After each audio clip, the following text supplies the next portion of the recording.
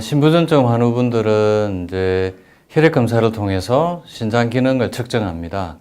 그런데 검사 항목의 의미나 수치에 대해서 잘 모르는 분이 계셔서 제가 오늘 말씀을 좀 드릴까 합니다. 먼저 BUN과 크레아티닌 수치를 가지고 우리가 신장 기능을 평가합니다.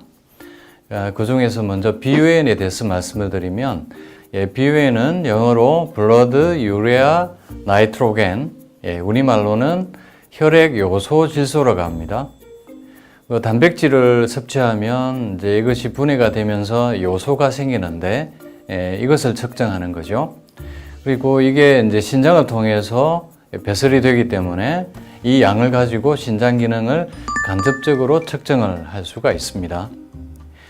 정상 수치는 6에서 20mg이고요. 그런데 이게 이제 단백질 섭취량에 따라서 또 나이에 따라서 차이가 날 수 있기 때문에 절대적인 신장 기능 수치가 될 수는 없습니다. 그리고 또 여러 가지 질환이나 상태에 따라서 이제 수치가 올라갈 수 있습니다. 먼저 우려성 심질환, 쇼크, 스트레스, 심한 화상, 위장관 출혈, 탈수 이럴 때 증가할 수 있고요. 반대로 또 간질환이나 영양실조에서는 감소할 수 있습니다. 다음은 이제 크레아틴입니다. 우리가 신장 기능을 보는 데서 가장 주요한 수치인데요. 크레아틴은 이제 근육에서 생성되는 노폐물을 일컫는데 대부분 신장을 통해서 배설이 됩니다. 그래서 이제 신장 기능의 좋은 지표가 되고요.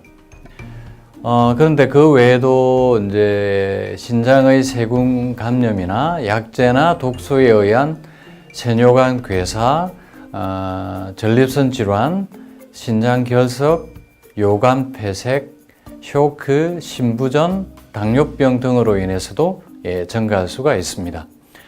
정상 수치는 0.5에서 1.0mg이 되겠습니다. BUN과 크레아틴을 가지고 우리가 사구체 여과율을 계산을 하는데요. 보통은 이제 직접적으로 알 수 없기 때문에 추정 사구체 여과율을 봅니다. eGFR입니다. Estimated GFR 이렇게 되고요. 이전 사구체 여과율은 이제 사구체에서 혈액을 여과해서 여과액을 만드는 속도를 이제 수치로 나타낸 것입니다.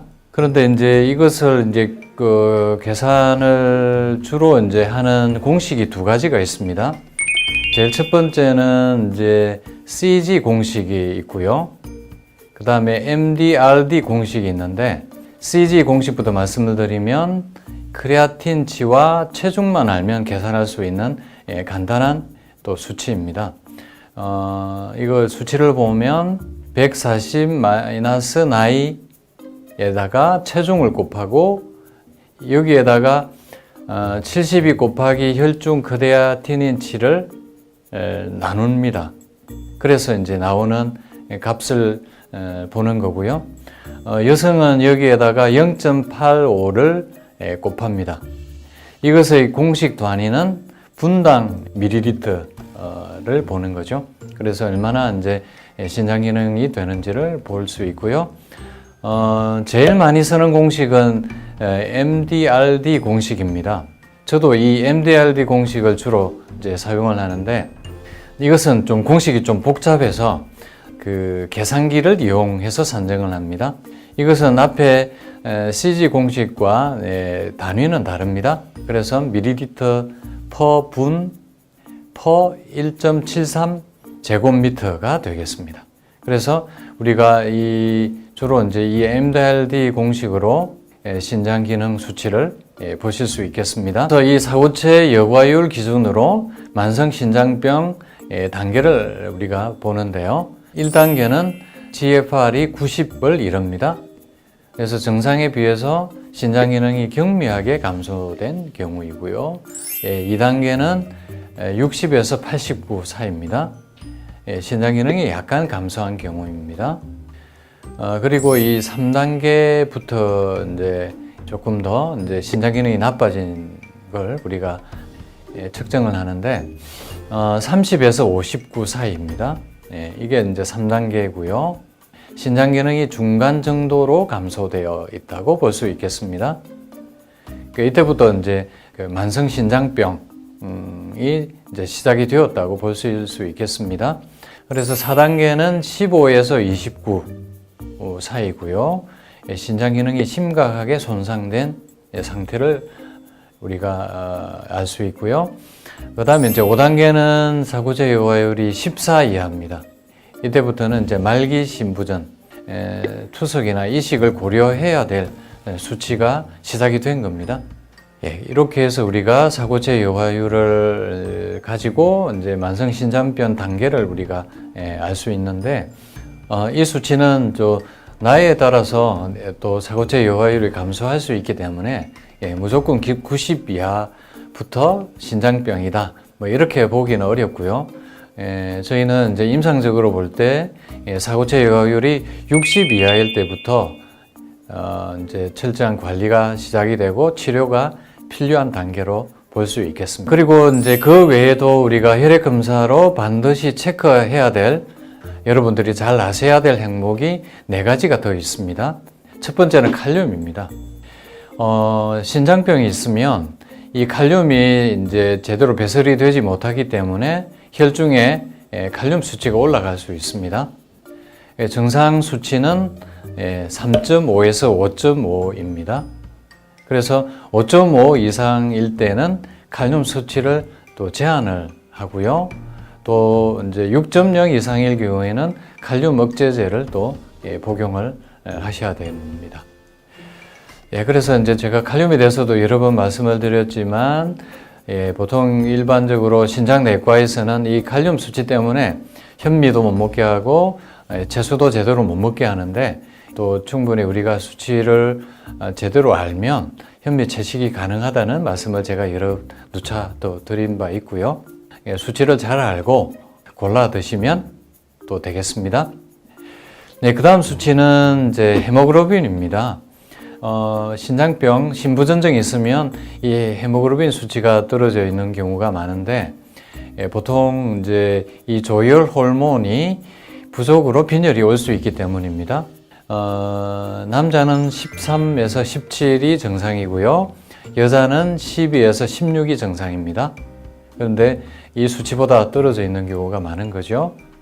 특히 이 헤모글로빈 수치가 이제 10 이하인 경우는 조혈 호르몬 주사를 맞을 필요가 있고요. 또 영양요법을 또 특별히 해야 되는 수치들입니다.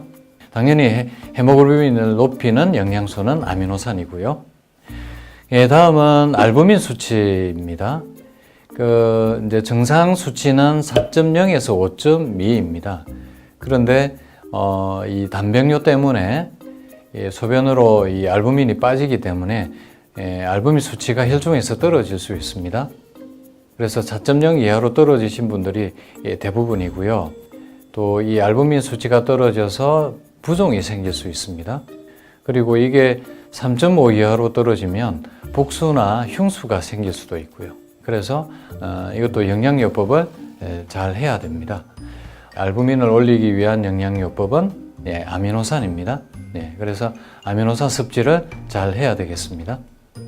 마지막으로 또 중요한 수치는 요산입니다. 유릭 액시드라고 하고요.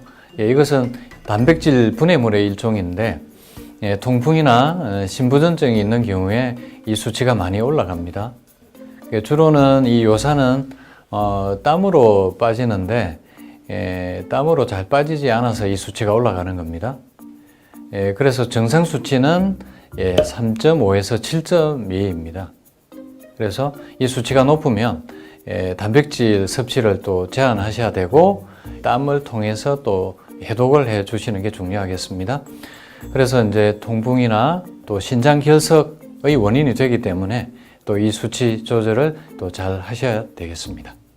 그래서 이제 주요한 게 우리가 신장병, 신부전증에서 꼭 알아야 될 혈액 검사 결과 수치에 대해서 말씀을 드렸습니다. 그래서 정기적인 혈액 검사를 통해서 관리를 잘 하셔야 되겠습니다.